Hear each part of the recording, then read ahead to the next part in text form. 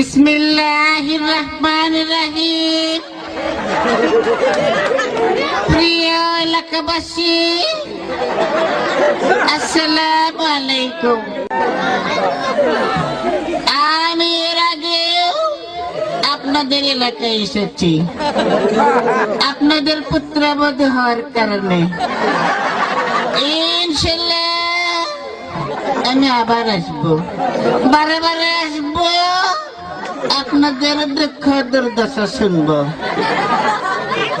আপনারা জানেন জিয়াউর রহমান এই বগুড়ায় জন্মগ্রহণ করেছে। আমি বলতে চাই যে বগুড়ায় জিয়াউর রহমান জন্ম নিয়েছে, সেই বগুড়ায় আওয়ামী লীগের জায়গা হবে না, হবে না, হবে না। আপনারা সবাই আমার স্বামী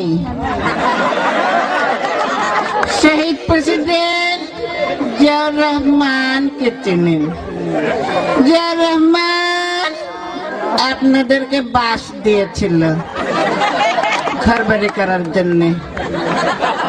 ইনশাআল্লাহ বিএনপি সরকার ক্ষমতায় গেলে একটি নয়, দুইটি নয়, তিনটি করে বাস দেওয়া হবে ইনশাআল্লাহ।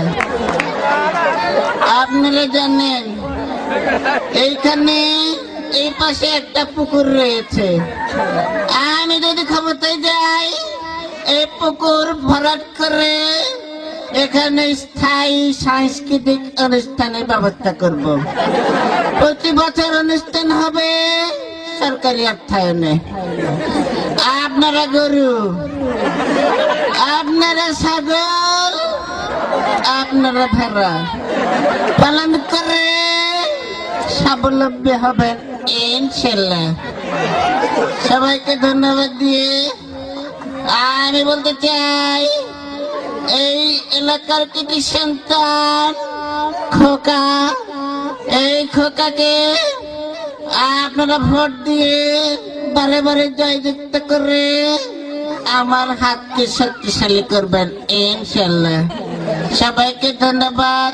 শহীদ প্রেসিডেন্ট জিয়াউর রহমান জিন্দাবাদ।